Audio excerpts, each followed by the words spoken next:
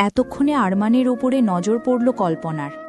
উনি তো অনেকক্ষণ থেকেই অপেক্ষা করছিলেন আরমানের আসার, তবে ছেলের শোকে এতটাই কাতর হয়ে পড়েছিলেন যে আরমানকে খেয়াল করেননি। বসা থেকে উঠে আরমানের দিকে তেড়ে গিয়ে হিংস্র গলায় বললেন, তুমি তুমি মেরেছ আমার ছেলেটাকে, তাই না? ও তো তোমারই বলার কাটা হয়ে দাঁড়িয়েছিল। কল্পনার মুখ থেকে হঠাৎ এমন কথা শুনে মহিন হোসেন চমকে উঠলেন, তবে আরমান চমকাল না। যেখানে তাওকিরি ওকে সন্দেহ করছে, সেখানে কল্পনা যে সন্দেহ করবে এটাই তো স্বাভাবিক। যার প্রতি আরমানের ভরসা ছিল সেই তো আরমানের ভরসাটা রাখল না, আর কল্পনার ওপরে তো কোনো আশাই রাখেনি। তবে মহিন হোসেন ব্যাপারটা কোনো মতেই মানতে পারলেন না। আরমান তো ঘরের ছেলে, ছোটবেলা থেকে আরমানকে দেখে আসছে, তবু কি করে আরমানের সম্বন্ধে এই কথাটা কি করে বললেন? মৃদু রাগী স্বরে কল্পনাকে উদ্দেশ্য করে বললেন, বড় ভাবি, বুঝতে পারছি আপনার মনের অবস্থা, তাই বলে এভাবে হুটহাট তাওসিফকে দোষারোপ করবেন না। ওকে দোষ দেওয়াটা আপনার স্বভাব হয়ে দাঁড়িয়েছে। কল্পনা আবারও হিংস্র গলায় বলল, তুমি চুপ করো মহিন, তুমি তো তোমার মেজ ভাইয়ের ছেলের কোনো দোষই দেখতে পাও না। তবে আমি জানি ওই মেরেছে আমার ছেলেকে। আমার ছেলেটাকে তো দুচোখে সহ্য করতে পারে না। বাইরের ছেলেপেলের জন্য আমার ছেলেটার সাথে খারাপ ব্যবহার করে, দুদিন আগে বাড়ি এসে মেরেছে, সবই তো জানো তুমি।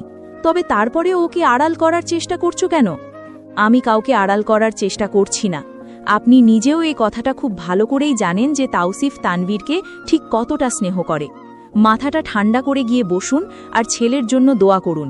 এমন একটা মুহূর্তে তাওসিফকে দোষারোপ করাটা বেশি গুরুত্বপূর্ণ না। কল্পনা তো কারো কথা শোনার পাত্রেই নন।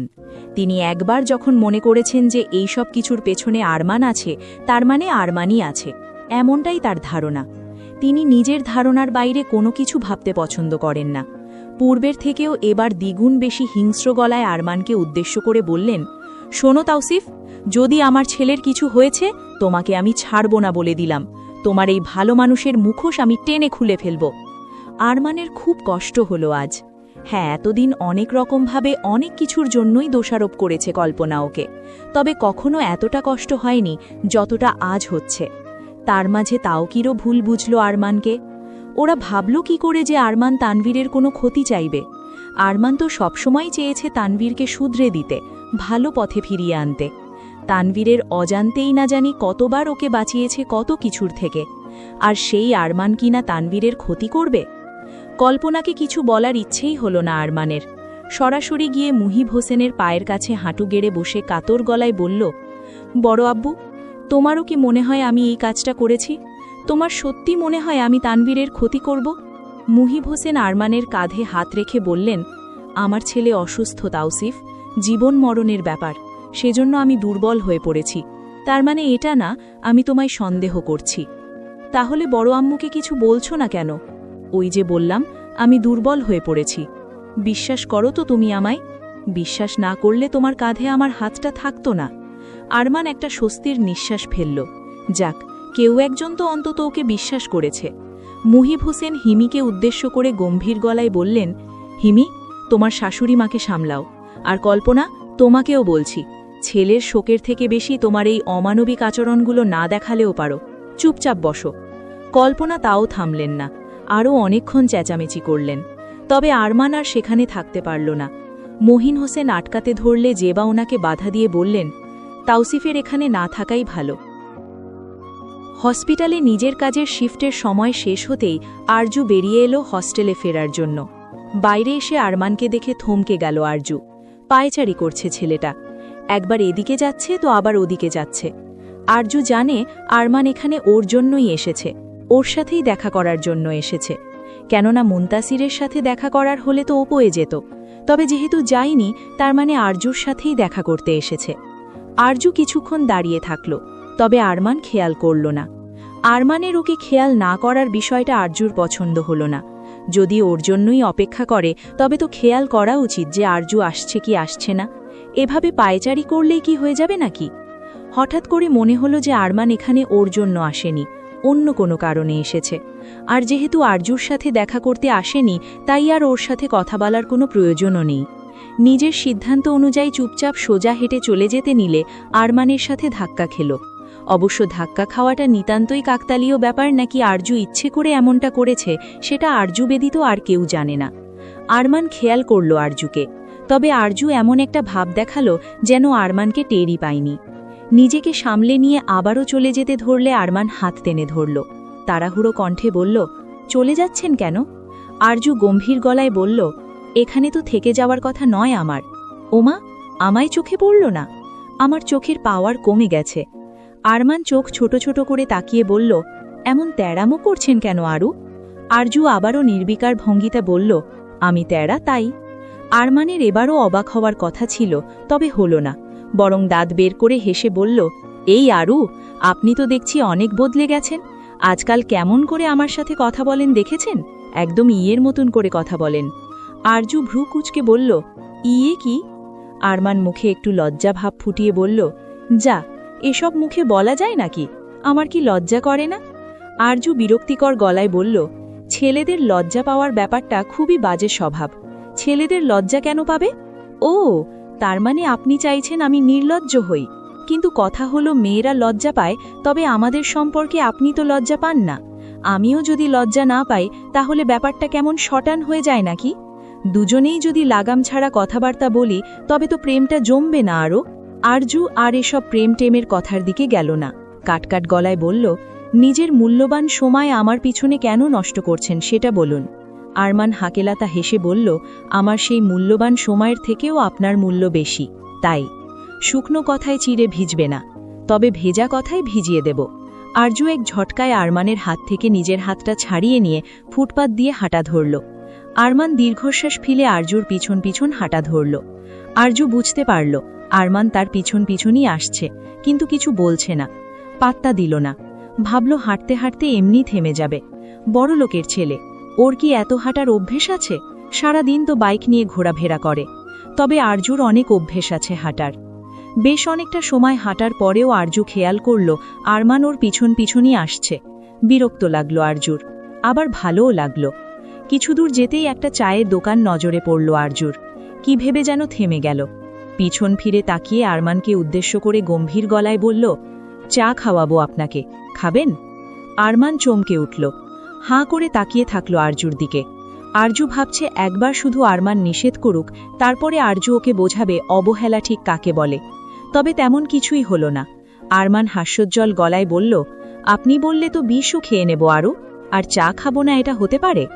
আরজু ভ্রু কুঁচকে বলল, এটা বাড়াবাড়ি হয়ে গেল না? আরমান নিজের হাসি থামিয়ে স্বাভাবিক হয়ে বলল, সরি, আর বলবো না, চলুন চা খাই।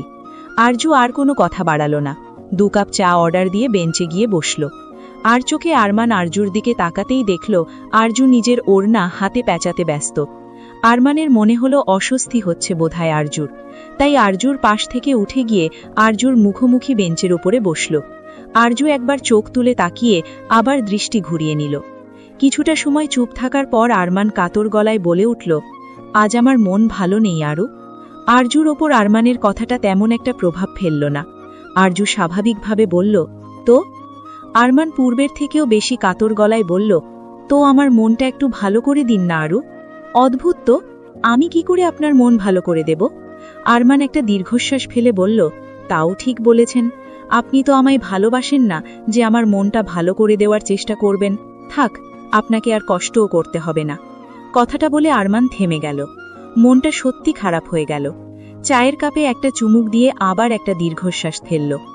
আরজু একবার আর চোখে তাকালো আরমানের দিকে। মুখটা দেখেই বোঝা যাচ্ছে মনটা খারাপ হয়ে গেছে। আরজুর খারাপ লাগলো, তবে আরমান যেটা চাইছে সেটাও আরজুর পক্ষে করা সম্ভব না। যার নিজের মনেই সারাদিন বিষাদ ভরে থাকে, সে কি করে অন্যের মনে আনন্দ আনতে পারে? হাসানোর দায়িত্বটা তো আরমান পালন করে, মন খারাপ হলে সেই মনটা ভালো করার দায়িত্ব তো আরমান পালন করে। তবে আজ হঠাৎ করে যদি সেই দায়িত্বটা আরজুকে দিতে চায়, তবে ও কি ভয় পাবে না? অবাক হওয়াটা কি স্বাভাবিক নয়? আরমানও ছেড়ে দিয়েছে আশা। আরজুর মতন কাঠখোট্টা মানুষের থেকে যেখানে সান্ত্বনাই আশা করা যায় না, সেখানে আরমান ভাবল বা কি যে ওর মন খারাপের কথা শোনা আরজুর মাঝে বিশেষ কোনো হেলদোল দেখা যাবে, কিংবা মেয়েটা ওর মন ভালো করার জন্য উদ্গ্রীব হয়ে উঠবে। তাও যদি আরমান আরজুকে ভালোবাসত, তবে একটা কথা ছিল, কিন্তু যেখানে ওর মনে আরমানের প্রতি কোনো অনুভূতিই নেই, সেখানে এসব আশা করা যায় না। মন খারাপ হলো এমন এক জিনিস যাকে বাড়তে দিলে বাড়বে, আর বাড়তে না দিলে বাড়বে না। সবটাই নির্ভর করছে আপনার ওপর। একটা বিষয়ে অনুকূল থাকলেও বাদবাকি 10টা বিষয়ে আপনার অনুকূলে থাকবে না। মন খারাপ এমন একটা শব্দ যা প্রতিনিয়ত প্রতিটা মানুষের সাথে থাকে। যারা বলে যে আমার কখনো মন খারাপ হয় না কিংবা আমার মন খারাপ নেই, তারাই শব্দটাকে এড়িয়ে চলতে চায়, আর দিন শেষে জীবনে তারাই জিতে যায়।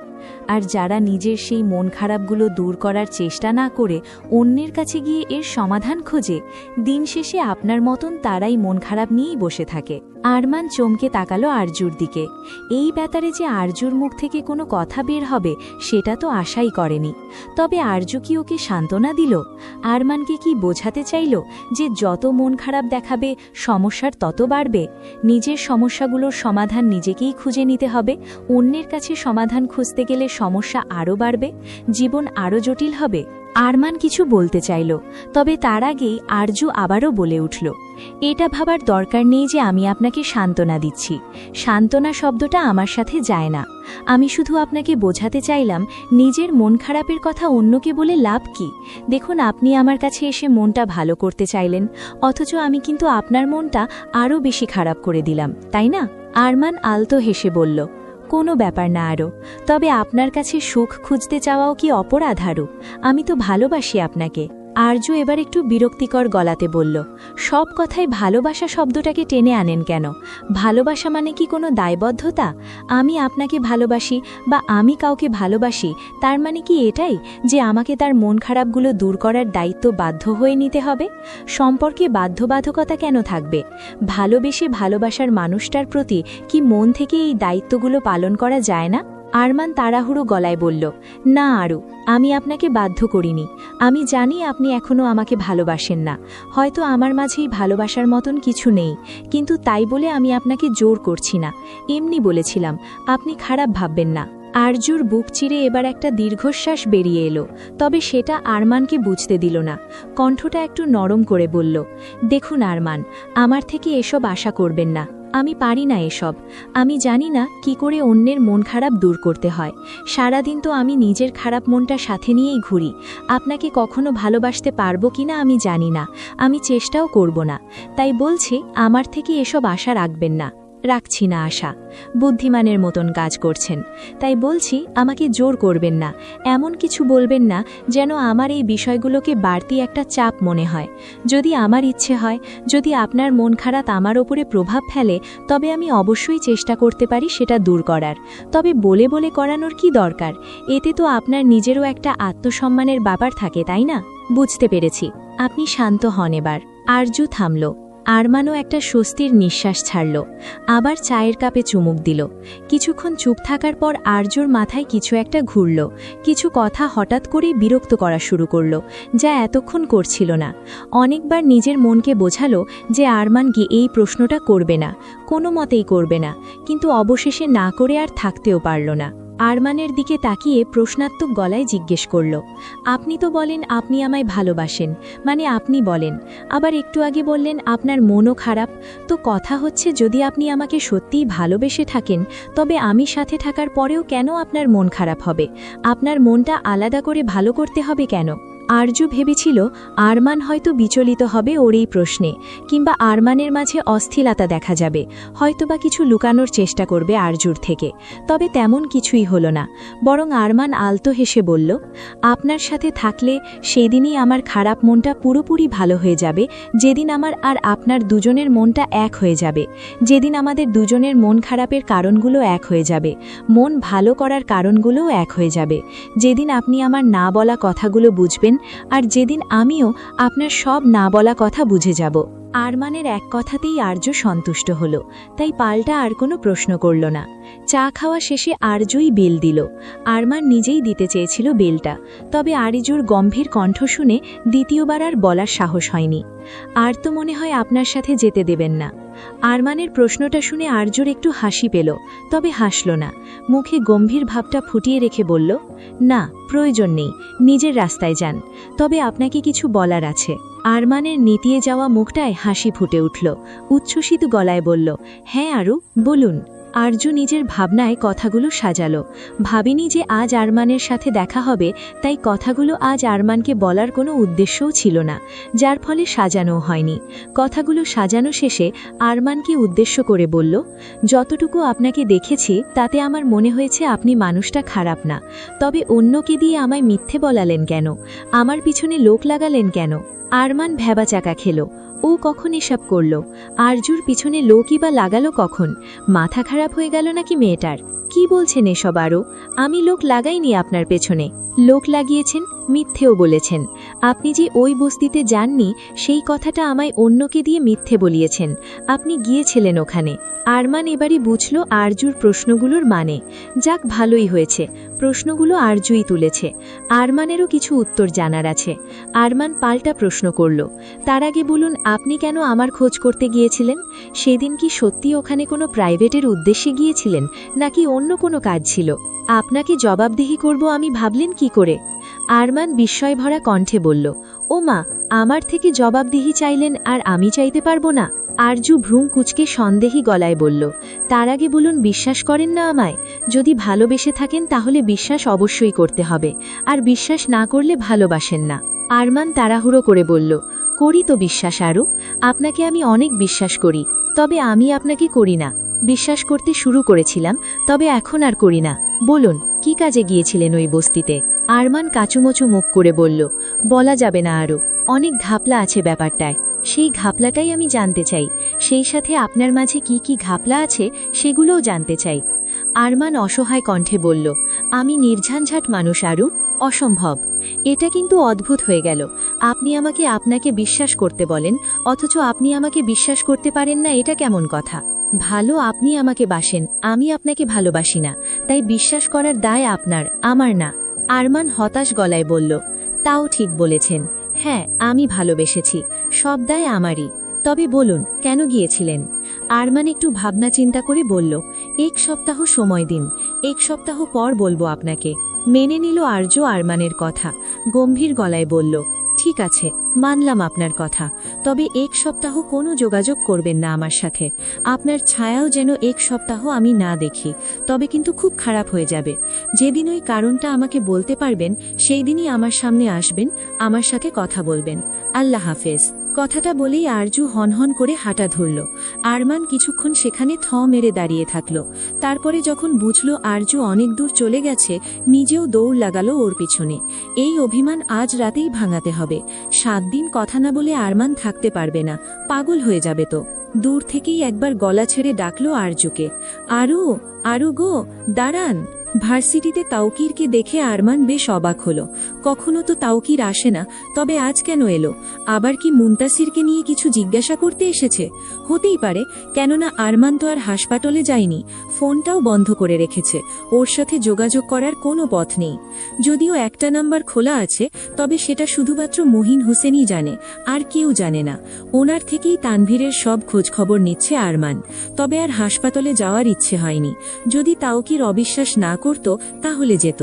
আরমানকে হাঁ করে নিজের দিকে তাকিয়ে থাকতে দেখে তাওকির ওর দিকে এগিয়ে এসে কোনো কথা না বলেই আগে জড়িয়ে ধরল। আরমান আরও চমকালো। বিস্ময়ের মাত্রা এতটাই ছাড়িয়ে গেছে কিছু বলতেও পারছে না। তাওকির অপরাধী গলায় বলল, I am really sorry Tawsif, আসলে তখন মাথা ঠিক ছিল না ভাই, সেই জন্য তোকে ওসব বলে ফেলেছি। তুই তো জানিস আমি তোকে কতটা ভরসা করি, তানভীরের থেকেও বেশি আমি তোকে বিশ্বাস করি। তবে তখন পরিস্থিতিটাই এমন ছিল যে আমি আর কিছু ভাবতে পারছিলাম না। আরমান প্রশ্নাত্মক গলায় বলল, তবে এখন কি করে নিশ্চিত হচ্ছ আমায় নিয়ে? কারণ এখন আমার মাথা ঠিকঠাক কাজ করছে। তানভীরের জ্ঞান ফিরেছে। দেখতে যাবি না ওকে? কেন যাব তানভীর? কে হয় তানভীর আমার? ও তো আমার সব থেকে বড় শত্রু, তাই না? আমি গেলে যদি আবার ওকে খুন করে আসি? তাওকির বুঝল আরমানের অভিমান জড়ানো কথা। আরমানকে ছেড়ে দিয়ে কাঁধে হাত দেখে বলল, রাগ হয়েছে আমার ওপর? ঠিক আছে, শাস্তি দিবি? দে, তবে যা হয়েছে সব ভুলে যা। আরমানের একটা দুর্বলতা হলো, চাইলেও নিজের আপন মানুষদের ওপরে খুব বেশিক্ষণ রাগ করে থাকতে পারে না। কেন যেন কোনো মতেই পারে না।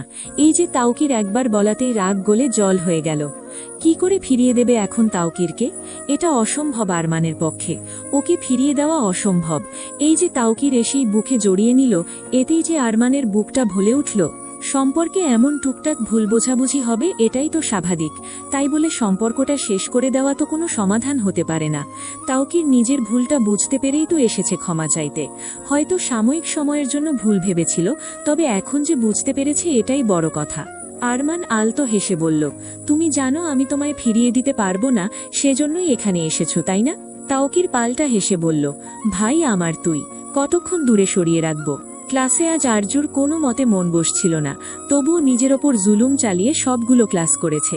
আজকাল একটা ভীষণ বাজে স্বভাব তৈরি হয়েছে আরজুর, আর সেটা হলো আরমানের কমতি অনুভব হওয়া। সকাল থেকে আরমান বিরক্ত করেনি, আর ঠিক সেই কমতি অনুভব করছে আরজু। বারবার খুঁজেছে, কোথায় গেল আরমান, কেন বিরক্ত করছে না, কেন পিছু পিছু ঘুরছে না আরজুর। একবার বলাতেই কি হার মেনে নিল? তার মানে সত্যি 7 দিন আর কথা বলবে না? বাহ, ভালো। আরজু প্রমাণ পাচ্ছে আরমান ওকে কত ভালোবাসে, সব প্রমাণ পাচ্ছে।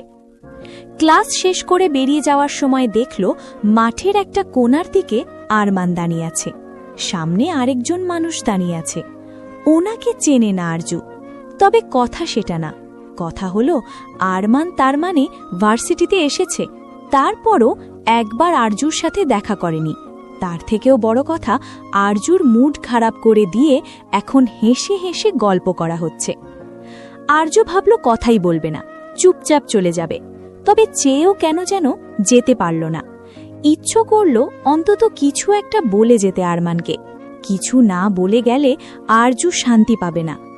আর কোনো কিছু ভাবার প্রয়োজন মনে করল না। সে একবার যখন ভেবেছে আরমানকে কিছু বলবে, তবে বলবেই। কি বলবে জানে না, তবে কিছু একটা বলবে। এত হাসছেন কেন? গতকালই তো খুব বলছিলেন মন ভালো নেই, মন ভালো নেই।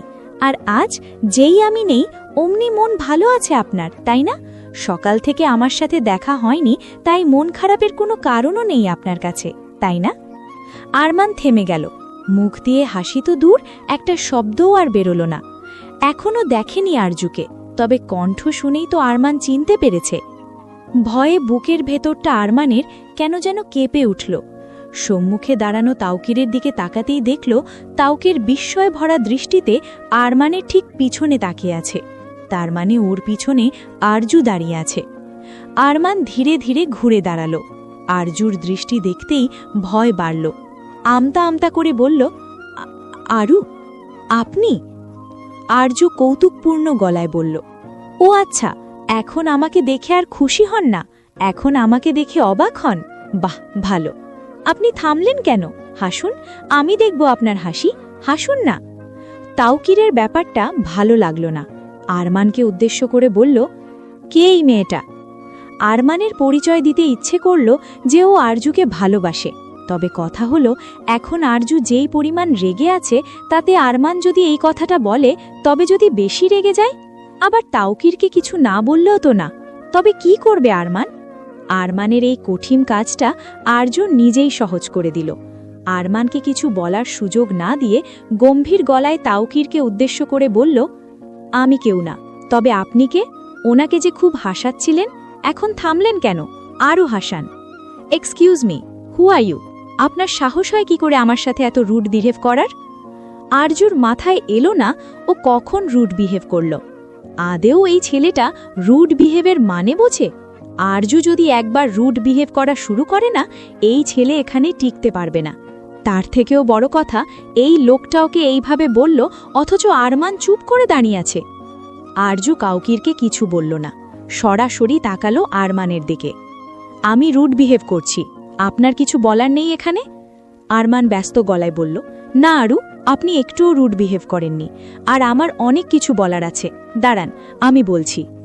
আরমান এবার তাওকিরকে উদ্দেশ্য করে বলল, ভাই তুমি তানভীরকে দেখতে যাও, আমি একটু পরে আসছি।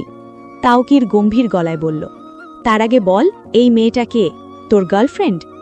এবারেও আরমানকে উত্তর দিতে না দিয়ে আরজুই নাক সিটকে বলল, ছি, আমি ওনার গার্লফ্রেন্ড হতে যাব কেন? গার্লফ্রেন্ড শব্দটা কতটা নোংরা জানেন? খবরদার, এসব নোংরা শব্দ আমার নামের সাথে লাগাবেন না। তাওকির চমকে উঠল আরজুর কথাগুলো শুনে। কথাগুলো পরিচিত লাগল, তবে বেশিক্ষণ ভাবার সময় পেল না। তার আগেই আরমান তাওকিরকে বলল, তাওকির ভাই, ও আমার পরিচিত, অনেক ভালো সম্পর্ক আমার সাথে। মুনতাসিরকে চেনো তো? ওর বোন। তাওকির ছোট্ট করে উত্তরে বলল, ও। আরমান আরজুর দিকে তাকাতেই দেখল আরজু কটমট দৃষ্টিতে ওর দিকে তাকিয়ে আছে। হঠাৎ করে তাওকিরের মাঝে একটা চাপা অস্থিরতা জেগে উঠল। সেখানে আর দাঁড়াতে ইচ্ছে করল না। আরজুর সাথে আর কোনো কথা বাড়ানোর ইচ্ছে হল না। আরমানের থেকে বিদায় নিয়ে চলে গেল। একটা স্বস্তির নিঃশ্বাস ছেড়ে আরজুকে বলল, এভাবে কেউ কথা বলে আরু? ওটা তো আপনার ভাসুর ছিল। আরমান খেয়াল করল আরজু ওর কোনো কথার উত্তর দিচ্ছে না। এখনও সেই একইভাবে কটমট করে তাকিয়ে আছে। আরমানের ভয়টা আবারও জেগে উঠল। কি ভুল করল বুঝতে পারছে না। আমতা আমতা করে বলল, আরু, আপনি কি রেগে আছেন আমার ওপরে? আরজু যেন এই প্রশ্নটারই অপেক্ষা করছিল। ঝাঝালো গলায় বলল, কেন? আমি কেন রেগে থাকব? আমি আপনার ওপর রাগবই দা কেন? আমি আপনার কেউ না, আপনি আমার পরিচিতও না। তবে আপনার ওপর রাগ করার কোনো মানেই আসে না। আমি হলাম মুনতাসির ভাইয়ার বোন, বুঝতে পেরেছেন? আমি শুধুই মুনতাসির ভাইয়ার বোন। আরমান বোকা বোকা হেসে বলল, সেই সাথে আপনি তো আমার আরু, আমার পাগলি। আরজু আবারও চেঁচিয়ে উঠে বলল, আমি আপনার কিচ্ছু না, কাপুরুষ কোথাকার। খুব তো ভালোবাসেন ভালোবাসেন বলে চেঁচান, অথচ নিজের বড় ভাইয়ের সামনে সেটা বলার সৎ সাহস নেই। আবার কত বড় সাহস আমাকে বলে গার্লফ্রেন্ড। আরমান অসহায় গলায় বলল, তো কি বলতাম? যদি বলতাম আপনাকে ভালোবাসি তাও তো আপনার সমস্যা হতো। আরজু কিছু সময়ের জন্য থেমে গেল। ভাবল, সত্যি আরমান এই কথাটা বললেও রেগে যেত। তাহলে এখন যখন কিছু বলেই পরিচয় দেয়নি, তখন রেগে যাচ্ছে কেন? আচ্ছা, আরজু কি অযৌক্তিক কথাবার্তা বলছে? আরমানকে পছন্দ করে না, তবে আরমানের ওকে পরিচয় না দেওয়ার বিষয়টা এত প্রভাব ফেলছে কেন? আচ্ছা, আরজু কি নিজের উপর থেকে নিয়ন্ত্রণ হারিয়ে ফেলছে? যা করতে চাইছে না তাই কি হচ্ছে আরজুর সাথে? আরমান যেন খুব সহজে আরজুর মনের কথাগুলো পড়ে নিতে পারল। হঠাৎ করে খেয়াল করল মেয়েটা ঘামছে। পকেট থেকে রুমাল বের করে আরজুর কপালের ঘামটুকু মুছে দিতে দিতে চিন্তিত গলায় বলল, আমার পাগলিটাকে নিয়ে যে কি করি? এত রেগে যান কেন আরু? আরজুর কণ্ঠটা একটু নরম হলো, তবে এখনও গম্ভীর ভাবটা পুরোপুরি যায়নি। অকারণে আমি রেগে যাই না। আচ্ছা, ঠিক আছে, ভুল হয়ে গেছে আমার। আমি আসলে বুঝতে পারছিলাম না কি করলে আপনি রেগে যাবেন। আমি চাইনি আপনাকে রাগাতে। এরপর থেকে যেই জিজ্ঞেস করুক না কেন আপনার পরিচয়, আমি সরাসরি বলে দেব যে আপনি আমার ভবিষ্যৎ বউ। আরজু তাচ্ছিল্য হেসে বলল, বউ? এই শব্দটা আপনার মুখ অবধিই থাকবে, সেটা আমি খুব ভালো জানি। আবার ভাববেন না আপনার বউ হওয়ার আমার খুব শখ। আমি শুধু আপনাকে বোঝাতে চাইলাম আপনার দৌড় কত দূর। আরমান আলতো হেসে বলল, আপনার দৌড় কত দূর আপনি সেটা জানেন না আরু। তবে একটা কথা মনে রাখবেন, দৌড়ে যত দূরেই যাই না কেন আপনাকে নিয়েই যাব। অযথা মারছ কেন ওকে? মারতে তো মানা করছি না, তবে দোষ করলে তবে মারো। অকারণে সবসময় মারার কি দরকার? ফাহিম দাঁত কিরমিরিয়ে ফিরোজকে উদ্দেশ্য করে বলল, আমার যখন মন চাইবে আমি তখনই ওকে মারব, তুই হাত ছাড়। আমার জেদ তুলো না। আমি যখন বলেছি তুমি ওকে এখন মারবে না, তার মানে মারবে না, ছাড়ো। ফাহিম আবারও কটমট করে বলল, আমার কিন্তু রক্ত মাথায় উঠে যাচ্ছে ফিরোজ, হাত ছাড়। ফিরোজ ছাড়ল না ফাহিমের হাত, বরং আরও শক্ত করে ধরল। প্রার্থনাকে উদ্দেশ্য করে বলল, কি করেছিস প্রার্থনা যে মারছে তোকে? প্রার্থনা ভয়ে কাঁপতে কাঁপতে ক্রন্দনরত গলায় বলল, আসলে আমার শরীরটা ভালো ছিল না, সেজন্য রান্না করতে দেরি হয়ে গেছে। আমি জানতাম না যে উনি এত তাড়াতাড়ি বাড়ি আসবেন। এটাই তোর অপরাধ? হ্যাঁ, ঠিক আছে, তুই ঘরে গিয়ে বিশ্রাম নে, ফিরোজ বলল তাকে। তবে প্রার্থনা সাহস করে ঘরের দিকে পা বাড়াতে পারল না। ভয়ার্ত দৃষ্টিতে তাকালো ফিরোজের দিকে। তা দেখে ফিরোজ ঝাড়ি মেরে বলল, যেতে বললাম না আমি তোকে, আবার ওর দিকে তাকাচ্ছিস কেন? শোন প্রার্থনা, এটা ফিরোজের রাজ্য, এখানে আমার রাজত্ব চলে। এসব মন্ত্রী সেনাপতির কথা এখানে চলবে না, যা ঘরে যা। প্রার্থনা এবারে আর দাঁড়ালো না, সেখান থেকে চলে গেল। প্রার্থনা চলে যেতেই ফাহিম এক ঝটকায় ফিরোজের থেকে নিজের হাতটা ছাড়িয়ে ক্রোধে হিসশিস করতে করতে বলল, আজ কিন্তু তুই বাড়াবাড়ি করলি ফিরোজ, তুই আমাকে ওর সামনে ছোট করলি। ফিরোজ বিরক্তিকর গলায় বলল, নিজের বউয়ের সাথে হার জিতের খেলা বাদ দাও। মেয়েটা তো ভালোই, বিয়ে যখন করেছ চুপচাপ সংসার করো না, এত অশান্তি কিসের? এ বয়সে তো আর বিয়েও করতে পারবে না। এবারে ফিরোজ আর তোমাকে কোনো মেয়েও এনে দেবে না। ফাহিম সন্দেহী দৃষ্টিতে ফিরোজের দিকে তাকিয়ে বলল, হঠাৎ করে তোর কি হলো বলতো? কাল রাত অবধি তো ওর গায়ে হাত তুললে তোর গায়ে ফুসকা পড়ত না, তবে আজ হঠাৎ করে কি হলো? নজর পড়ল নাকি আবার ওর উপরে? ফিরোজ তেড়ে গিয়ে 2 হাতে ফাহিমের শার্টের কলার ধরে দাঁত পিষে গলায় চাপ দিয়ে বলল, মুখ সামলে কথা বলবি। শোন ফিরোজ, এই ফিরোজেরও একটা মন আছে, যেই মনে কারোর জন্য ভালোবাসাও আছে। এই মনটা এখনো তোর মতন পুরোটা পশুতে পরিণত হয়নি, বুঝতে পারছিস? ফাহিম ঠোঁট বাঁকিয়ে হেসে বলল, তবে পুরোটা পশুতে পরিণত কর, নয়তো তোরই সমস্যা হবে। আজ তোর মাঝে আমি আবিরকে দেখতে পেলাম ফিরোজ। ফিরোজ চমকে ফাহিমের দিকে তাকালো। ফিরোজকে চমকাতে দেখে ফাহিম আবারও বলল, আবিরের কি পরিণতি হয়েছিল মনে আছে তো? আবিরের শোচনীয় অবস্থার কথা মনে আছে তো? ছেড়ে দিলে ফিরোজ ফাহিমকে। ফাহিম ছিটকে কয়েক কদম পিছিয়ে গেল। খুব তাড়াতাড়ি নিজেকে সামলে নিয়ে ফিরোজকে উদ্দেশ্য করে বলল, ভুলে যাস না ফিরোজ, তোকে কোথায় থেকে তুলে এনে আমি কোথায় বসিয়েছি, তোকে ভাই বানিয়েছি। আজ যেই রাজত্বের বড়াই তুই করিস, সেই রাজ্যের রাজা তোকে আমি বানিয়েছি, এই ফাহিম বানিয়েছে তোকে। তাই বলছি, আবিরের পরিণতির কথা যদি তোর মনে থেকে থাকে, তবে নিজের মনটাকে পুরোটা পশুর মনে পরিণত কর, নয়তো আবিরের মতনই দুমুঠো ভাতের জন্য লোকের দরজায় দরজায় ঘুরতে হবে, নিজের প্রতিশোধ পূরণের জন্য আইনের দরজায় ঘুরতে হবে, যেখানে তুই জানিস আইন কিছুই করবে না তোর জন্য। কথাগুলো বলে ফাহিম চলে গেল। ফিরোজ অস্থির হয়ে পড়ল। অনেকগুলো বছর পর আবারও আজ আবির নামটা ফাহিম ফিরোজকে মনে করিয়ে দিল। কেন মনে করিয়ে দিল? না করলে কি হতো না? আজ যদি তুমি সেই আবিরই হতে, তবে হয়তো অনেক কিছু বদলাতে পারত ফিরোজ ভাই। যে আরজুকে পাওয়ার জন্য এত কিছু করছো, যদি তুমি সেই আবির হতে পারতে, তবে আরজু হয়তো নিজ থেকেই তোমার কাছে ধরা দিত। কণ্ঠটা প্রার্থনার ছিল, সেটা ফিরোজের চিনতে ভুল হল না। প্রার্থনার কথাটা শুনে মুহূর্তের মাঝে ফিরোজের সব অস্থিরতা কেটে গেল। স্রোতবিহীন নদীর মতন শান্ত হয়ে উঠল। মাঝ রাতে ব্যস্ত শহর যেমন নিস্তব্ধ হয়ে যায়, ঠিক তেমন নিস্তব্ধ হয়ে উঠল। তবে বুকের ভেতরে যেন একটা তোলপাড় বয়ে গেল, ঠিক সেই কালবৈশাখী ঝড়ের মতন। আগুনে পুড়ে যাওয়ার পর ক্ষত স্থানটা যেমন জ্বালা করে, তেমনই জ্বালা করছে হৃদয়টা। কি বিভৎস একটা অনুভূতি হচ্ছে এখন ফিরোজের। তবে আফসোস কেউ নেই ফিরোজের জীবনে ওর ব্যথাগুলো দেখার মতন। পিছন ফিরে তাকিয়ে দেখল প্রার্থনা দাঁড়িয়ে আছে। শান্ত কণ্ঠে বলল, ওহ তুই এখনো যাসনি ঘরে? কেন তুমি সেই আবির হয়ে থাকতে পারলে না? খুব কি দরকার ছিল অমানুষ হবার? যাকে খোঁজার জন্য তোমার মাঝে এত পরিবর্তন আনলে, যাকে খোঁজার জন্য এই ক্ষমতার লোভে তুমি নিজেকে অমানুষ বানালে, তাকে খুঁজে যদি পাও, তবে সেদিন কি উত্তর দেবে তাকে ভেবেছ? এবারও ফিরোজ কোনো উত্তর দিতে পারল না। ফিরোজ জানে না ও কী বলবে, কি জবাব দেবে তাকে, কি বলে সান্ত্বনা দেবে যে ফিরোজ কেন এ পথে এসেছে। আদৌ কি কোনো বাধ্যবাধকতা ছিল, নাকি ফিরোজ স্বেচ্ছায় এ পথ বেছে নিয়েছে?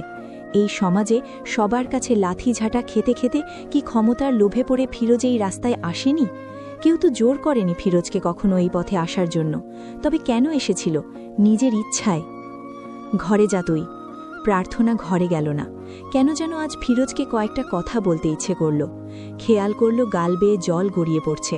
হাতের উল্টো পিঠের সাহায্যে সেটুকু মুছে নিয়ে বলল, জানো ফিরোজ ভাই, আমার এখনও মনে পড়ে ছোটবেলার সেই দিনগুলোর কথা, যখন তোমায় ভাইয়া ভাইয়া বলে ডাকতাম। জানো, আমার এখনও মনে পড়ে যখন তুমি আমার আর আরজুর জন্য 1 টাকার চকলেটগুলো এনে দিতে। আবার আমার সেই দিনগুলোর কথাও মনে পড়ে যখন দেখলাম ধীরে ধীরে তুমি বদলে যাচ্ছিলে। ফিরোজ এবারে রাশভারী কণ্ঠে বলল, ঘরে যেতে বলেছি তোকে প্রার্থনা। বুক কাঁপছে তাই না? আজ যদি তুমি নিজেকে না বদলাতে, তবে কতই না ভালো হতো। ফারিহার চোখে চোখ রেখে তুমি ওর সব প্রশ্নের উত্তর দিতে পারতে। ওকে কেউ আজে বাজে কোনো কথা শোনাতে পারত না। তুমি ঠিক থাকলে হয়তো আমার জীবনটা নষ্ট হতো না, ভাইয়া ঠিক থাকতো। আর সবথেকে বড় কথা কি জানো, তুমি ঠিক থাকলে হয়তো তুমি আজ আরজুকে পেয়ে যেতে। ফিরোজ এবারে আর সহ্য করতে পারল না।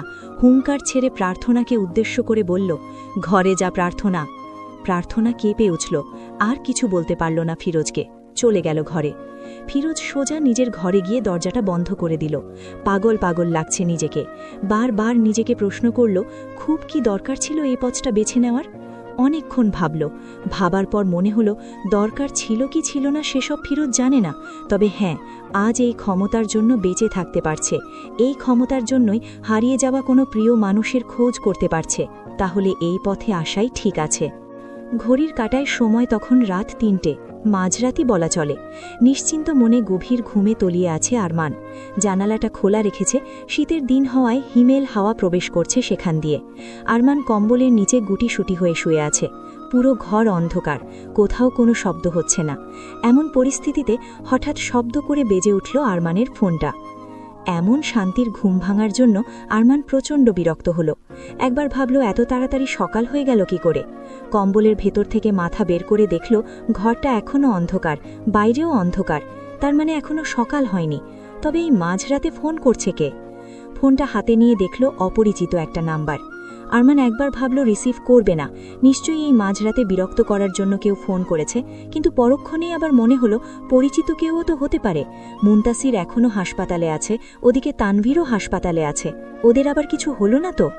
কোনো রকম সময় ব্যয় না করে আরমান ফোনটা রিসিভ করে কানে ধরে সালাম দিল। অপর পাশ থেকে কারো কণ্ঠস্বর ভেসে এলো না। 5 সেকেন্ডের মধ্যে ফোনটা কেটে গেল। আরমান অবাক হলো, যদি ফোন কাটারই ছিল তবে দিল কেন এই মাঝরাতে? মানে আরমানের ঘুমটা ভাঙানোই কি ওর উদ্দেশ্য ছিল? বিরক্তিতে আরমানের সর্বাঙ্গ ছেয়ে গেল। কোত্থেকে আসে এসব জনগণ? মানে এদের কি সত্যি কোনো কাজ নেই যে রাত ৩টের সময় একটা মানুষকে ফোন করে বিরক্ত করছে? ফোনটা আবার পূর্বের জায়গায় রেখে দিয়ে আরমান ঘুমানোর প্রস্তুতি নিল। কয়েক মিনিটের ব্যবধানে আবারও ফোনটা বেজে উঠল। আরমান ফোনটা হাতে নিয়ে দেখল সেই একই নাম্বার থেকে কল এসেছে। আরমান এবার মনে মনে প্রস্তুতি নিল যে যদি এবারেও কথা না বলেছে তবে নির্ঘাত আরমান গালি দিয়ে দেব কয়েকটা, তাও এমন এমন গালি দেবে যেটা ফোনের অপর পাশে থাকা মানুষও জীবনেও শোনেনি। নিজের পরিকল্পনা অনুযায়ী আরমান ফোনটা রিসিভ করে কানে ধরে গম্ভীর গলায় জিজ্ঞেস করল, কে বলছেন? অপর পাশে থাকা মানুষটা কিছু একটা বলে উঠতে ধরেও যেন আবার থেমে গেল। হালকা একটা আওয়াজ এলো আরমানের কানে। বুঝল যে সে কিছু বলতে নিয়ে থেমে গেল। কণ্ঠটা মেয়েলি মনে হলো আরমানের কাছে, এবং একটু পরিচিতও যেন লাগল। আরমান ভাবনা চিন্তা ছাড়াই বলে উঠল, আরু। আরু চমকে উঠল। ও তো এখনো কথা বলেনি, তবে কি করে আরমান চিনল? ওর নাম্বারও তো আরমানের কাছে থাকার কথা না? এবারেও অপর পাশ থেকে কোনো উত্তর না পেয়ে আরমান অনেকটা নিশ্চিত হয়ে গেল যে আরোই ফোন করেছে। কেন ফোন করেছে, কোত্থেকে ওর নাম্বার পেল, সেসব প্রশ্ন আপাতত আরমানের মনে আসলো না। সবথেকে বড় কথা, আরোই কিনা সেই বিষয়ে 100% নিশ্চিত হতে হবে। আরমান আবারও বলে উঠল, আমার মনে হচ্ছে আপনি আমার আরু, তাই না? কথা বলুন আরু, আমি একদম বিরক্ত হইনি এত রাতে আপনি কল করায়, আমি জেগেই ছিলাম। আরমানের কথায় আরজু এবার একটু আশ্বস্ত হল। ধীর গলায় বলে উঠল, আমি আরজু। এতক্ষণে আরমান নিশ্চিত হল, তবে এবারে বিস্ময় কাজ করল। প্রথমত আরজু ওর নাম্বার পেল কোথা থেকে? তার উপর আবার এত রাতে কল করছে কেন? হ্যাঁ, এটাই এখন গুরুত্বপূর্ণ প্রশ্ন, যে এত রাতে কেন কল করেছে? কোনো সমস্যায় পড়েছে কি? চিন্তিত গলায় বলল, কোনো সমস্যা হয়েছে কি আরু, এত রাতে ফোন করেছেন যে? আরজু ইতস্তত গলায় বলল, আমি বিরক্ত করেছি তাই না? আমি জানি বিরক্ত করেছি।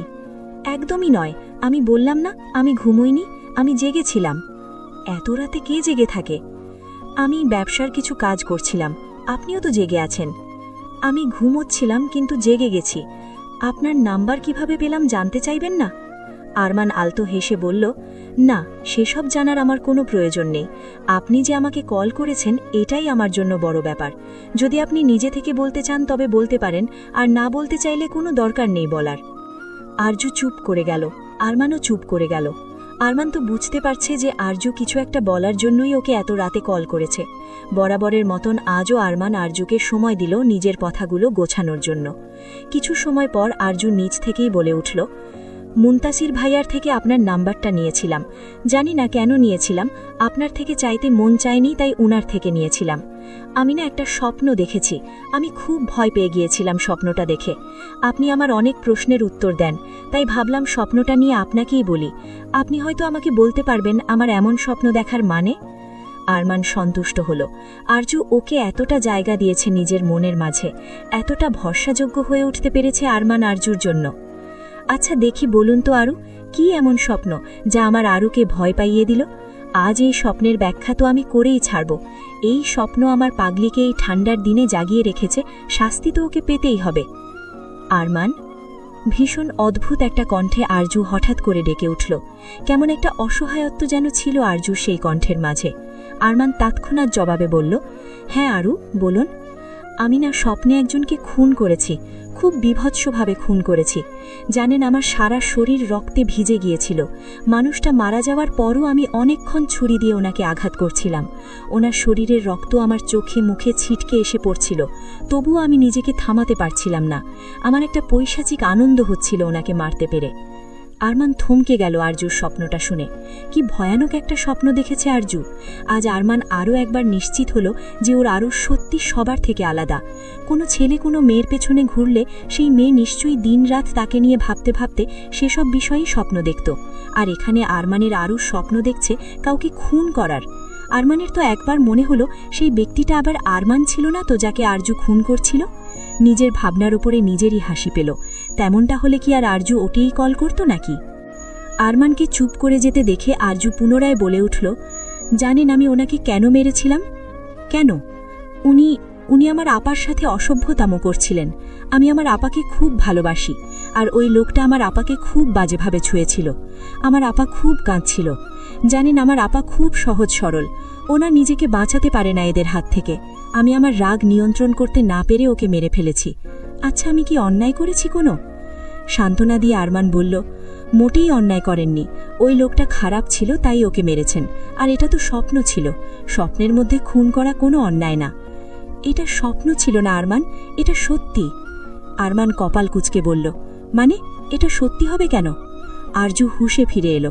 নিজের বলা পূর্বের কথাটা মিথ্যে প্রমাণ করার জন্য বলল, না, ভুল বলেছিলাম, এটা স্বপ্ন ছিল, সত্যি না। এই পুরোটাই স্বপ্ন ছিল। আরমান এবারে একটা স্বস্তির নিঃশ্বাস ছেড়ে হেসে উঠে বলল, তাই বলুন। কয়েক মুহূর্তের জন্য তো আমি আপনার কথা শুনে ভয় পেয়ে গিয়েছিলাম আরু। ভেবেছিলাম আমার পাগলিটা আবার সত্যি খুন করল নাকি। না, এটা স্বপ্ন ছিল। হ্যাঁ, এটা স্বপ্ন ছিল। এখন এই সব চিন্তা বাদ দিয়ে ঘুমন। এত রাত অবধি জাগা ঠিক না শরীরের জন্য। আমি কাল ভার্সিটিতে আপনার সাথে দেখা করব, কেমন? তখন না হয় আরও যত প্রশ্ন আছে সবের উত্তর দেব। এখন গিয়ে ঘুমন। আরেকটা প্রশ্ন করি? আরমান সম্মতি দিয়ে বলল, আচ্ছা করুন। আরজু জিভ দিয়ে ঠোঁট ভিজিয়ে নিয়ে বলল, যদি আপনি কখনো জানতে পারেন আমি খুনি, তবে কি করবেন? বাকিদের মতন আপনিও নিশ্চয়ই আমায় ঘৃণা করবেন, তাই না? এখন যেমন আপনি বলেন আমায় ভালোবাসেন, তখন আর ভালোবাসবেন না, তাই তো? নিশ্চয়ই আমাকে আর আরও বলেও ডাকবেন না।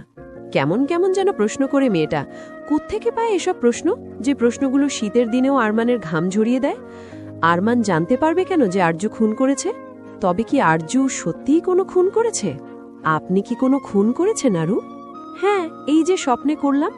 আরমান কপালে হাত ঠেকিয়ে বলল, ওটা তো স্বপ্ন ছিল। থাক, আপনি এখন এসব কথা বাদ দিন তো। সাধে কি আর পাগলি বলি? আর শুনুন, আমার পাগলিকে আমি সবসময়ই ভালোবাসবো। আমার পাগলির গুণগুলোকে যেমন ভালোবাসবো, তেমনি আমার পাগলির যদি কোনো দোষ থাকে সেগুলোকে শুধরে দিয়েও ভালোবাসবো, তবুও ভালোবাসবো। আরজু সন্দেহী গলায় বলল, তাই? হ্যাঁ, বলেছিলাম না, আরও আপনাকে শুধু ভালোই বাসা যায়। এখন ফোনটা রাখুন আরু, না হলে কিন্তু আমার এখন আপনাকে দেখতে ইচ্ছে করবে, আর আমি সেই পাগল প্রেমিকদের মতো ছুটে আপনার হস্টেলের সামনে গিয়ে দাঁড়িয়ে থাকবো আপনাকে এক নজর দেখার জন্য। তো আসুন।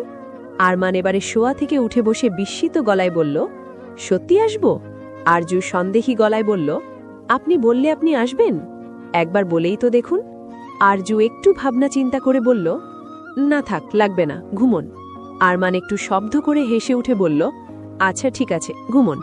আর একটা কথা, ভালোবাসি আপনাকে, আমার পাগলি আরু। কিরে, কি খবর তোর? আমাকে না মেরে মরবি এত সৌভাগ্য আমার হয়নি, তাই না? আরমানের খোঁচা দেওয়া কথা শুনে তানভীর ঠোঁট বাঁকিয়ে হেসে বলল, একদম ঠিক বলেছিস, সেজন্যই তো আবার বেঁচে ফিরে এলাম। আমার এই জীবনের সবথেকে বড় ইচ্ছে তোকে মারা, সেটা পূরণ না করে মরব নাকি আমি? তানভীরের কথা শুনে আরমান হেসে উঠল। তাওকিরের ওদের কথাবার্তা একদমই পছন্দ হল না। দুজনকে উদ্দেশ্য করে গম্ভীর গলায় বলল, তোদের দুজনের কথাবার্তার ধরন কিন্তু দিনকে দিন খারাপ হয়ে যাচ্ছে। এত খুন খারাপির কথা কেন? আর তানভীর, তোকেও বলছি, যা করতে পারবি না অযথা সেসব বলিস কেন? তোর ক্ষমতা আছে আরমানকে মারার? তানভীর বেশ আত্মবিশ্বাসের সাথে বলল, একবার শুধু সুযোগটা পেতে দাও, তারপর দেখাবো তোমাকে মারতে পারি কি পারি না। একদম কেটে টুকরো টুকরো করে নদীতে ভাসিয়ে দেব। আমাদের গ্রামে যে নদী আছে না, ওই নদীতে ভাসাবো ওকে। আরমান পাত্তা দিল না তানভীরের কথায়। তাওকিরকে উদ্দেশ্য করে বলল, ওকে ডিসচার্জ কবে করবে? আর 2 দিন লাগবে। 2 দিন না, কালকেই ওকে ডিসচার্জ করাবো। কাল দোকানের উদ্বোধন আছে, ওকে যেতে হবে। আরমানের কথায় তানভীর তীব্র আপত্তি জানিয়ে বলল, কখনো যাব না। তুই ভাবলি কি করে তোর দোকানের উদ্বোধন আর আমি যাব? কি ভেবেছিস আমাকে চাকরের মতন খাটাবি? আরমান আলতো হেসে বলল, আমার দোকানে না, তোর চাচার দোকানে যাবি। তোর চাচা এখনো বেঁচে আছে। আব্বু আসছে, তাশরিফ আসছে, আম্মু, তনুশ্রী সবাই আসছে। আমাকে না হয় সহ্য নাই করতে পারলি, কিন্তু ওরা তো তোর খুব প্রিয়, ওদের জন্যই যাস। তানভীর নরম হলো, তবে এখনো একটু ভাব দেখিয়ে বলল, ঠিক আছে যাব, তবে মনে রাখিস তোর জন্য না, চাচা আর বাকিদের জন্য যাব। তুই আমার কেউ না। আরমান একটা দীর্ঘশ্বাস ফেলে বলল, ঠিক আছে, আমি তোর কেউ না। ফলের দোকানের সামনে বেশ অনেকক্ষণ হলো দাঁড়িয়ে আছে আরজু। এতগুলো দিন মুনতাসিরকে হাসপাতালে দেখতে গিয়েছে, অথচ একটা দিনও কিছু নিয়ে যেতে পারেনি। মাসের শেষের দিকে হওয়ায় হাতে তেমন একটা টাকা পয়সাও নেই। তার মধ্যে ফলের যে দাম, বেশিও তো নিতে পারবে না, যে কোনো একটাই নেবে। কিন্তু কোনটা নেবে সেটাই বুঝতে পারছে না। কে জানে মুনতাসির কোন ফলটা খেতে পছন্দ করে। বেশ অনেকক্ষণ ভাবনা চিন্তার পর আরজু আপেল কিনল। এরও একটা কারণ আছে। আগে যখন আরজু অসুস্থ হতো, জ্বরের কারণে মুখে খাবারের রুচি থাকতো না, তখন একমাত্র আপেলটাই খেতে আরজু পছন্দ করত। তবে ওর বাবা কখনো এনে দিত না। মাঝে মাঝে এনে দিত আরজুর বড় আব্বু, ফিরোজের বাবা। ওনার আর্থিক অবস্থাও খুব ভালো ছিল না, তাও মাঝে মাঝে এনে দিতেন অল্প করে। অতটুকুই আরজু রেখে রেখে খেত। তাই ভাবল হয়তো মুনতাসিরের অসুস্থতার সময়ও আপেল খেতে পছন্দ করবে। হাসপাতালে গিয়ে দেখল সেখানে মুনতাসিরের পুরো পরিবার সহ আরমান উপস্থিত। এত মানুষ দেখে আরজুর অস্বস্তি হলো। ভেবেছিল আজ একটু মুনতাসিরকে গিয়ে জিজ্ঞেস করবে এখন কেমন আছে। তবে এত মানুষের মাঝে কি করে গিয়ে জিজ্ঞেস করবে? অদ্ভুত লাগবে না শুনতে? ওরা কেমন অদ্ভুত চোখে তাকাবে না আরজুর দিকে? আরজু থ হয়ে দরজার কাছে দাঁড়িয়ে থাকল। খেয়াল করল সবাই হাঁ করে ওর দিকে তাকিয়ে আছে। কেউই বুঝতে পারছে না আরজু আসলে করতে চাইছেটা কি। মুনতাসির হয়তো একবার মনে মনে ভাবল আরজু হয়তো অন্য কারোর কেবিনে যেতে নিয়ে মুনতাসিরের কেবিনে চলে এসেছে, তাই এমন হাঁ করে দাঁড়িয়ে আছে। সবাই চুপ করে থাকতে পারলেও আরমান চুপ থাকতে পারল না। আরজুর দিকে এগিয়ে যেতে যেতে বলল, আরে আমার পাগলি যে, আরু দাঁড়িয়ে আছেন কেন? ভিতরে আসুন। আরমানের এমন ডাকে আরেকটু অস্বস্তি অনুভব করল আরজু। সবার দিকে তাকিয়ে দেখল ইরা আর মৃন্ময়ী ঠোঁট টিপে হাসছে। মুনতাসির মাথা নিচু করে বসে আছে। রুবিনা খাতুন ভীষণ স্বাভাবিক, ওনার কোনো কিছুতেই কিছু যায় আসে না। উনি কেবল মনে প্রাণে দোয়া করছেন যেন ছেলেটা তাড়াতাড়ি সুস্থ হয়ে ওঠে। আরজু আর আরমানকে পিছনে ফেলে গুটি গুটি পায়ে ভেতরে এলো। আপেলগুলো ইরার হাতে দিয়ে মুনতাসিরকে উদ্দেশ্য করে বলল, আসলে আমি তো জানি না আপনি কি খেতে পছন্দ করেন। আমার আপনাকে যে জিজ্ঞেস করব সেই সাহসও হয়নি, তার কারণ মাসের শেষ, আমার হাতে তেমন একটা টাকা পয়সাও নেই। যদি আপনার পছন্দের খাবারটা না আনতে পারতাম। আমি দেখেছি অসুস্থ মানুষের জন্য সবাই ফলই নিয়ে যায়। আপেল নিয়ে এসেছি, আপনি খাবেন? উপস্থিত প্রত্যেকে হাঁ হয়ে আরজুর কথা শুনল। এবার আরজু মুনতাসিরের মনোযোগও কেড়ে নিল। ওনার মতন মানুষও অবাক না হয়ে পারল না। মুনতাসিরকে ঠিক কি বলা উচিত বুঝতে পারছে না। মুনতাসিরকে চুপ করে থাকতে দেখে আরজু আবারও বলে উঠল, আপনি খাবেন না? মুনতাসির এবারেও কোনো উত্তর দিতে পারল না। ওকে চুপ করে থাকতে দেখে রুবিনা খাতুন এগিয়ে এসে ব্যতিব্যস্ত গলায় বললেন, খাবেন না কেন মা? নিশ্চয়ই খাবে, তুমি এত ভালোবেসে এনেছ, নিশ্চয়ই খাবে। উনি তো কিছু বলছেন না। মুনতাসির এবারে হুঁশে ফিরল। অল্প একটু হেসে আরজুকে উদ্দেশ্য করে বলল, নিশ্চয়ই খাবো আরজু, আমার আপেল ভীষণ পছন্দ। তুমি যে আমার জন্য এনেছো এতেই আমি অনেক খুশি হয়েছি। আচ্ছা, কথাটা বলে আরজু চলে যাওয়ার জন্য উদ্যত হলো। দরজা অবধি গেল, তবে কেবিনের বাইরে পা রাখতে পারল না। আরমান হাত ধরে টেনে এনে মুনতাসিরের পাশে নিয়ে গিয়ে দাঁড় করালো। মুনতাসিরকে উদ্দেশ্য করে বলল, জানো মুনতাসির, তোমার বোনের মাঝে কিন্তু অনেক পরিবর্তন এসেছে। ভার্সিটিতে চেঁচিয়ে চেঁচিয়ে আমাকে বলেছে আমি শুধুমাত্র মুনতাসির ভাইয়ার বোন, অথচ দেখো সংকোচে আজ মুনতাসিরকে জিজ্ঞেসও করতে পারছে না তুমি কেমন আছো। ভাইয়া বলে ডাকা তো দূরও, তুমি একটু তোমার বোনকে বলে দাও কেমন আছো। আরজুর অস্বস্তি আরও বাড়ল, বাড়তে বাড়তে তুমুল পর্যায়ে চলে গেল। এখন এখানে দাঁড়িয়ে থাকাও ভীষণ কঠিন হয়ে গেল। মনে হচ্ছে হঠাৎ করে যদি আরজু অদৃশ্য হয়ে যেতে পারত, তবে বোধহয় ভালো হতো। অন্তত সবার এই অদ্ভুত দৃষ্টির হাত থেকে বাঁচতে পারত। তবে আরজু দানে সেসব সম্ভব না। আরজুকে চুপ করে থাকতে দেখে মুনতাসির আলতো হেসে বলল, তোমার ভাইয়া ভালো আছে আরজু? আর আরমান শুনুন, আপনি আবার বোনকে বেশি বিরক্ত করবেন না। ও কিন্তু বলে দিয়েছে ও আমার বোন, তার মানে বুঝতেই পারছেন আরজুর প্রতি আমার দায়িত্ব কতটা। আর যদি একান্তই বিরক্ত না করে নাই থাকতে পারেন, তবে বলবো সরাসরি বিয়ে করে নিন। আরজু বিস্ফোরিত নয়নে মুনতাসিরের দিকে তাকালো, বিস্ময় ভরা কণ্ঠে বলল, আপনি এসব কথাও বলেন? আপনাকে আমি ভালো ভেবেছিলাম। মুনতাসির ঘাবড়ে গেল। একটু মজা করেই তো কথাটা বলেছিলে, তবে এই একটা সামান্য কথার জন্য আরজু খারাপ ভেবে নিল? এদিকে আরজুর মুখ থেকে এমন কথা শুনে আরমান শব্দ করে হেসে উঠল। ধপ করে বেডের ওপর বসে হাসতে হাসতে মুনতাসিরকে উদ্দেশ্য করে বলল, একদম ঠিক হয়েছে মুনতাসির। কি ভেবেছ যে সারা জীবন ভালো সেজে থাকবে আর আমাকে খারাপ বানাবে? আরও একদম ঠিক বলেছেন। এই ছেলে খুব একটা সুবিধের না। দেখলেন না কেমন লুকিয়ে লুকিয়ে বিয়ে করে নিয়েছে, অথচ এমন ভাব দেখাতো যেন ভাজা মাছটা উল্টে খেতে জানে না।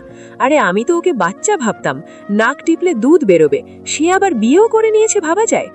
আরজু গম্ভীর গলায় আরমানকে উদ্দেশ্য করে বলল, আপনি চুপ করুন, উনি বরাবরই ভালো ছেলে। আপনার সংস্পর্শে এসে খারাপ হয়ে যাচ্ছেন। আমি মানুষ চিনতে ভুল করি না। প্রথম দিন থেকেই আমি জানি উনি ভালো মানুষ, আর তেমনই জানি আপনি খারাপ। ওই যে একটা কথা আছে না, সৎসঙ্গে স্বর্গবাস, অসৎসঙ্গে সর্বনাশ, ওনার ক্ষেত্রেও ঠিক তাই। মুহূর্তের মাঝে আরমানের হাসি থেমে গেল। এবারে শব্দ করে হেসে উঠল ইরা আর মৃন্ময়ী। ওদেরকে হাসতে দেখে আরজু একটু অবাক হলো। হাসার মতন কোনো কথা বলল কি? মনে তো হয় না। আরমান শুধু অসহায় দৃষ্টিতে আরজুর দিকে তাকিয়ে থাকলো। এতগুলো মানুষের সামনে এভাবে অপমান না করলেই হতো না। আজ আরমান একটু ভালোবাসার জন্য কিছু বলতে পারল না। অন্য কেউ বললে না এই কথা দেখিয়ে দিত আরমান ভালো না খারাপ। মুনতাসির আরজুকে উদ্দেশ্য করে বলল, আমি তোমার খারাপের জন্য কথাটা বলিনি আরজু, তুমি আমায় বিশ্বাস করো। আমি সেজন্যই আরমান ভাইয়ের সাথে তোমার বিয়ের কথাটা বলেছি। আমি জানি ভাই তোমায় ভালোবাসে। এই বিষয়ে নিশ্চিত যে ভাইয়ের সাথে তোমার বিয়ে হলে তুমি খারাপ থাকবে না। সেজন্যই বলছি যত তাড়াতাড়ি সম্ভব সম্পর্কটাকে একটা হালাল নাম দাও। আল্লাহর রহমত থাকবে সেই সম্পর্কে। আরজু আর সেখানে দাঁড়াতেই পারল না, বেরিয়ে গেল কেবিন থেকে। মুনতাসির ব্যতিব্যস্ত গলায় আরমানকে উদ্দেশ্য করে বলল, আমি কি ভুল কিছু বলে ফেললাম আরমান ভাই? গিয়ে দেখুন না আরজু রাগ করল নাকি আবার। এখনই মনে হয় এই কথাটা বলা আমার উচিত হয়নি। আরমান মুচকি হেসে বলল, একদম ঠিক কথা বলেছ ছেলে। তোমার কথা শুনে বিয়ে করার ইচ্ছে জেগে গেল। এখন গিয়ে দেখি আমার পাগলিটাকে রাজি করাতে পারি কিনা। কথাটা বলে আরমান বেরিয়ে যেতে নিয়ে আবারও থেমে গেল। পিছন ফিরে তাকিয়ে মুনতাসিরকে উদ্দেশ্য করে বলল, কাল সকালে কিন্তু তোমার ডিসচার্জ করাবো আমি, তারপর দোকানে নিয়ে যাব আমার সাথে। মুনতাসির মাথা নাড়িয়ে সায় জানাতেই আরমান চলে গেল। দৌড়ে সিঁড়ি বেয়ে নিচে নামল। ভাবল আরজু নিশ্চয় এতক্ষণে চলে গেছে, এবং হলোও তাই। আরমান বাইরে এসে দেখল আরজু বেশ অনেক দূরেই এগিয়ে গেছে। আরমান দৌড়ে গেল সেদিকে। আরজুর কাছাকাছি যেতেই আবার স্বাভাবিক হয়ে গেল, তবে হাঁপাচ্ছে। আরজু নিজের হাঁটা থামাল না। আর চোখে একবার আরমানকে দেখে নিয়ে প্রশ্ন করল, বাইক আনেননি? না আরু। কেন? খারাপ হয়ে গিয়েছে, ঠিক করতে হবে। কথাটা আরমান মিথ্যে বলল, তবে আজ বেশ আত্মবিশ্বাসের সাথে বলেছে। আরমান জানে যদি বাইক আনেও তবুও 1000 দিন চেষ্টা করলেও নিজের বাইকে আরজুকে তুলতে পারবে না। আরমান তো একটু আরজুর সাথে হাঁটতে চায়, একটু সময় কাটাতে চায়, আর ঠিক সেই কারণেই বাইক আনেনি। তবে আরজুকে এই কথাটা বলা যাবে না, কে জানে আবার যদি খারাপ ভেবে নেয়। তবে আজ আরমান ধরা পড়েনি। আরজু বিশ্বাস করে নিয়েছে একবারে ওর কথাটা। কিছুক্ষণ চুপ থেকে আরজু আবারও প্রশ্ন করল, আপনার কাছে কি টাকা নেই ঠিক করার মতন? সেজন্য ঠিক করছেন না, সেজন্য হাঁটছেন? আরমান জোরপূর্বক হাসার চেষ্টা করে বলল, হ্যাঁ, আসলে এই মাসে একটু টানাটানি চলছে, গ্রাম থেকে বাবা টাকা পাঠায়নি। আরজু তড়িৎ গতিতে বলে উঠল, আপনার খুব সমস্যা চলছে, টাকা লাগবে? আমার কাছে এখন নেই, কিন্তু 2 দিন পর আমি ধার দিতে পারবো আপনাকে। আপনার বাড়িতে খোঁজ নিয়েছেন তো? আপনার বাবা মার সমস্যা হচ্ছে না তো কোনো? আমি একটু বেশি করে টাকা ধার দিয়ে দেব, দরকার হলে ওনাদেরকে একটু পাঠিয়ে দেবেন। আরমান আরজুর দিকে তাকিয়ে দেখল গুরুতর ভঙ্গিতে আরজু কথাটা বলছে। আরমানের খারাপ লাগল, কেন যে মিথ্যে বলতে গেল। আরজু তো সত্যি ভেবে নিয়েছে। কত ভালো মন মেয়েটার, কত পরিষ্কার মন। আরমান তো টাকা চায়ও নি। আবার শুধু আরমানের কথাই চিন্তা করছে না, সেই সাথে চিন্তা করছে আরমানের বাড়ির অবস্থাও। অথচ আরমান জানে নিজেই অনেক কষ্ট করে চলে। একটু আগেই তো হাসপাতালে বলে এলো মাসের শেষ, হাতে টাকা নেই, 2 দিন পরে হয়তো টাকা পাবে। না জানি নিজের কত প্রয়োজন আছে, অথচ তার ভেতর থেকেও আরমানকে দিতে চাইল। আরমানকে চুপ করে থাকতে দেখে আরজু আবারও বলে উঠল, দেখুন, এতে লজ্জা পাওয়ার কিছু নেই। আপনার বাবার কষ্ট হবে ভেবে যে আপনি ওনার থেকে টাকা চাননি, এটাই তো অনেক বড় কথা। কয়জন ছেলেমেয়ে বোঝে বলুন তো নিজের বাবা মায়ের পরিস্থিতি? আপনি দুদিন অপেক্ষা করুন, আমি আপনাকে টাকা ধার দেব, আপনি সুযোগ বুঝে আমাকে আবার ফেরত দিয়ে দেবেন। আরমান আলতো হেসে বলল, না আরু, লাগবে না, আমার কাছে জমানো টাকা আছে, আমি বরং ওগুলো দিয়ে দেব আমার বাবা মাকে, আপনি ভাববেন না। আরজু আর কিছু বলল না, আবারও হাঁটা ধরল। হঠাৎ করে আরজু হোঁচট খেল, পায়ের দিকে তাকিয়ে দেখল স্যান্ডেলটা ছিঁড়ে গেছে। অসহায় কণ্ঠে বলল, এখনই এটাকে ছিঁড়ে গেতে হলো। আরজুর মুখের দিকে তাকাতেই আরমান অসহায়ত্ব দেখতে পেল। কে জানে এখনই স্যান্ডেল ছাড়া হোস্টেল অবধি ফিরে যাবে কি করে, সেই অসহায়ত্ব, নাকি আবারও নতুন করে একটা স্যান্ডেল কেনার জন্য টাকা খরচ করতে হবে, সেই অসহায়ত্ব। আরজু খোঁড়াতে খোঁড়াতে হাঁটতে শুরু করলে আরমান থামিয়ে দিয়ে বলল, এত কষ্ট করে হাঁটতে হবে না আপনাকে, ধরুন আমার স্যান্ডেলটা পরে নিন। আরজু আপত্তি জানিয়ে বলল, লাগবে না, সামনে মুচি আছে, ওখান থেকে স্যান্ডেলটা ঠিক করে নেব।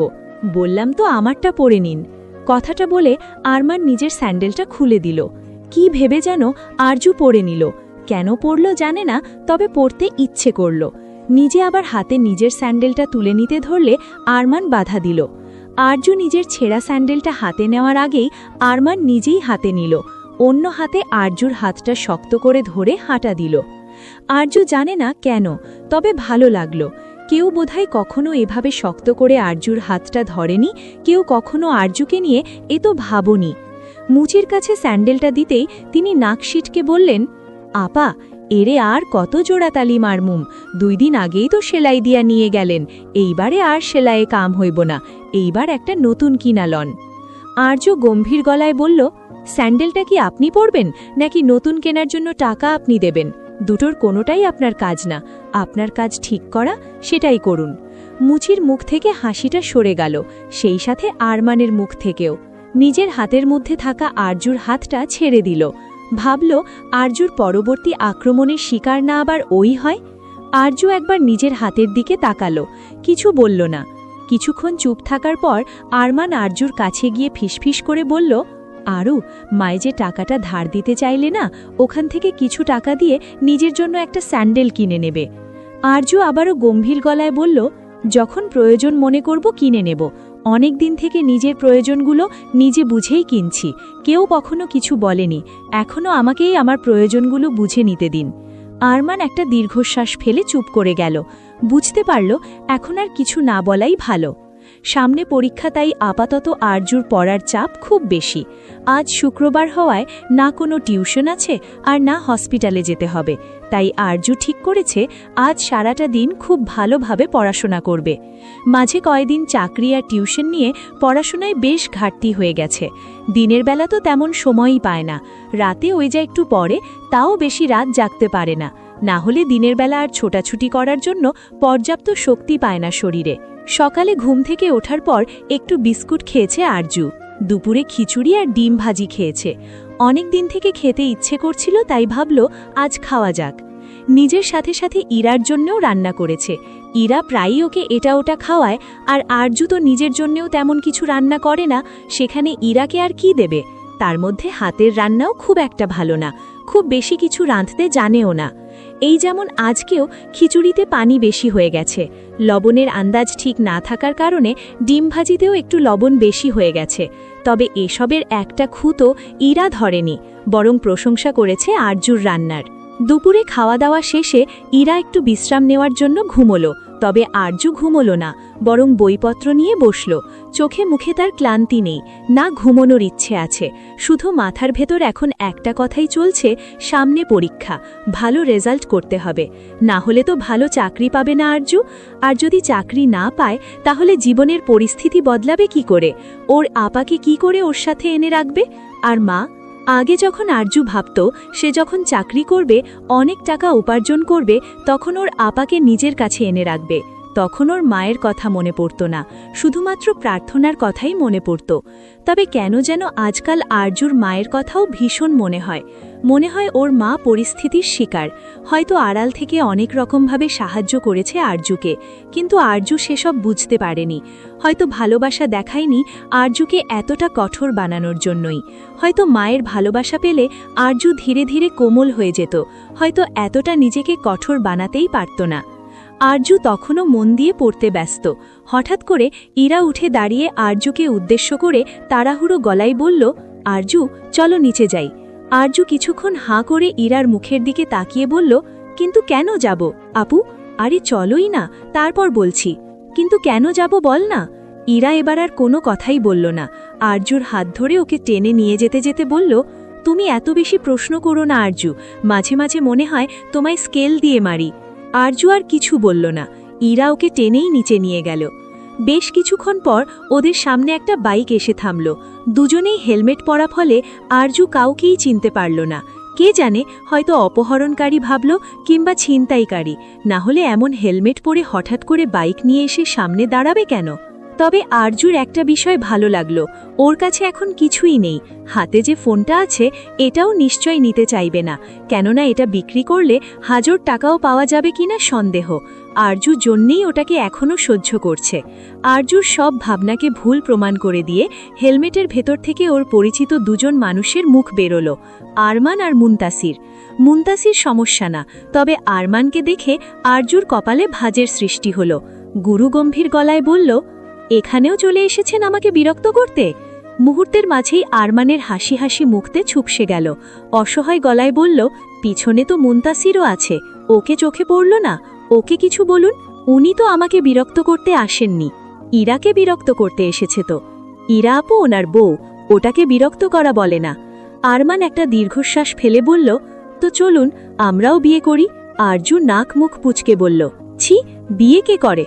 আপনি ভাবলেন কি করে আমি আপনাকে বিয়ে করব? বিয়েও করবেন না, প্রেমও করবেন না, তাহলে করবেনটা কি, হবেটা কি আপনাকে দিয়ে? আরজু আবারও গম্ভীর গলায় বলল, আমাকে দিয়ে কি হবে না হবে সেসব আমি বুঝে নেব, আপনাকে এত কথা বলতে বলিনি। কেন এখানে এসেছেন সেটা আগে বলুন। এতক্ষণ মুনতাসির আর ইরা চুপচাপ দাঁড়িয়ে দুজনে কথাবার্তা শুনছিল। এই পর্যায়ে আরজুর প্রশ্নের উত্তরটা ইরাই আগে দিল। দেখা করতে এসেছে ওনারা আরজু, সেজন্যই তো তোমায় নিচে নিয়ে এলাম। ওর জন্য তুমি আমার এতটা সময় নষ্ট করলে ইরা আপু? ইরা এবারে মৃদু রাগ দেখিয়ে বলল, উপর থেকে নিচে নামার সময় তোমায় বলছিলাম না স্কেল দিয়ে মারব, আর একটা কথা বললে কিন্তু উপরে নিয়ে গিয়ে সত্যি মারব। এতক্ষণে আরমানের ওপরে নজর পড়ল কল্পনার। উনি তো অনেকক্ষণ থেকেই অপেক্ষা করছিলেন আরমানের আসার, তবে ছেলের শোকে এতটাই কাতর হয়ে পড়েছিলেন যে আরমানকে খেয়াল করেননি। বসা থেকে উঠে আরমানের দিকে তেড়ে গিয়ে হিংস্র গলায় বললেন, তুমি মেরেছ আমার ছেলেটাকে, তাই না? ও তো তোমারই বলার কাটা হয়ে দাঁড়িয়েছিল। কল্পনার মুখ থেকে হঠাৎ এমন কথা শুনে মহিন হোসেন চমকে উঠলেন। তবে আরমান চমকাল না। যেখানে তাওকিরি ওকে সন্দেহ করছে সেখানে কল্পনা যে সন্দেহ করবে এটাই তো স্বাভাবিক। যার প্রতি আরমানের ভরসা ছিল সেই তো আরমানের ভরসাটা রাখল না, আর কল্পনার ওপরে তো কোনো আশাই রাখেনি। তবে মহিন হোসেন ব্যাপারটা কোনো মতেই মানতে পারলেন না। আরমান তো ঘরের ছেলে, ছোটবেলা থেকে আরমানকে দেখে আসছে, তবু কি করে আরমানের সম্বন্ধে এই কথাটা কি করে বললেন? মৃদু রাগী স্বরে কল্পনাকে উদ্দেশ্য করে বললেন, বড় ভাবি, বুঝতে পারছি আপনার মনের অবস্থা, তাই বলে এভাবে হুটহাট তাওসিফকে দোষারোপ করবেন না। ওকে দোষ দেওয়াটা আপনার স্বভাব হয়ে দাঁড়িয়েছে। কল্পনা আবারও হিংস্র গলায় বলল, তুমি চুপ করো মহিন, তুমি তো তোমার মেজ ভাইয়ের ছেলের কোনো দোষই দেখতে পাও না। তবে আমি জানি ওই মেরেছে আমার ছেলেকে। আমার ছেলেটাকে তো দুচোখে সহ্য করতে পারে না। বাইরের ছেলেপেলের জন্য আমার ছেলেটার সাথে খারাপ ব্যবহার করে, দুদিন আগে বাড়ি এসে মেরেছে, সবই তো জানো তুমি। তবে তারপরে ওকে আড়াল করার চেষ্টা করছো কেন? আমি কাউকে আড়াল করার চেষ্টা করছি না। আপনি নিজেও এই কথাটা খুব ভালো করেই জানেন যে তাওসিফ তানভীরকে ঠিক কতটা স্নেহ করে। মাথাটা ঠান্ডা করে গিয়ে বসুন আর ছেলের জন্য দোয়া করুন। এমন একটা মুহূর্তে তাওসিফকে দোষারোপ করাটা বেশি গুরুত্বপূর্ণ না। কল্পনা তো কারো কথা শোনার পাত্রেই নন। তিনি একবার যখন মনে করেছেন যে এই সব কিছুর পেছনে আরমান আছে, তার মানে আরমানই আছে, এমনটাই তার ধারণা। তিনি নিজের ধারণার বাইরে কোনো কিছু ভাবতে পছন্দ করেন না। পূর্বের থেকেও এবার দ্বিগুণ বেশি হিংস্র গলায় আরমানকে উদ্দেশ্য করে বললেন, শোনো তাওসিফ, যদি আমার ছেলের কিছু হয়েছে তোমাকে আমি ছাড়ব না বলে দিলাম। তোমার এই ভালো মানুষের মুখোশ আমি টেনে খুলে ফেলব। আরমানের খুব কষ্ট হলো আজ। হ্যাঁ, এতদিন অনেক রকমভাবে অনেক কিছুর জন্যই দোষারোপ করেছে কল্পনা ওকে, তবে কখনো এতটা কষ্ট হয়নি যতটা আজ হচ্ছে। তার মাঝে তাওকিরও ভুল বুঝল আরমানকে। ওরা ভাবল কি করে যে আরমান তানভীরের কোনো ক্ষতি চাইবে। আরমান তো সবসময় চেয়েছে তানভীরকে শুধরে দিতে, ভালো পথে ফিরিয়ে আনতে। তানভীরের অজান্তেই না জানি কতবার ওকে বাঁচিয়েছে কত কিছুর থেকে, আর সেই আরমান কিনা তানভীরের ক্ষতি করবে। কল্পনাকে কিছু বলার ইচ্ছেই হলো না আরমানের। সরাসরি গিয়ে মুহিব হোসেনের পায়ের কাছে হাঁটু গেড়ে বসে কাতর গলায় বলল, বড় আব্বু, তোমারও কি মনে হয় আমি এই কাজটা করেছি? তোমার সত্যি মনে হয় আমি তানভীরের ক্ষতি করব? মুহিব হোসেন আরমানের কাঁধে হাত রেখে বললেন, আমার ছেলে অসুস্থ তাওসিফ, জীবন মরণের ব্যাপার, সেজন্য আমি দুর্বল হয়ে পড়েছি। তার মানে এটা না আমি তোমায় সন্দেহ করছি। তাহলে বড় আম্মুকে কিছু বলছো না কেন? ওই যে বললাম আমি দুর্বল হয়ে পড়েছি।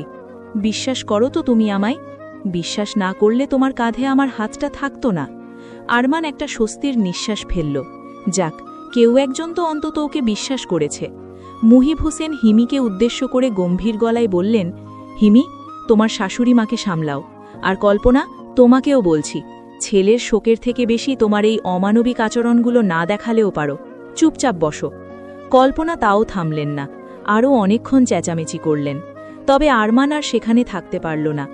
মহিন হোসেন আটকাতে ধরলে জেবা ওনাকে বাধা দিয়ে বললেন, তাওসিফের এখানে না থাকাই ভালো।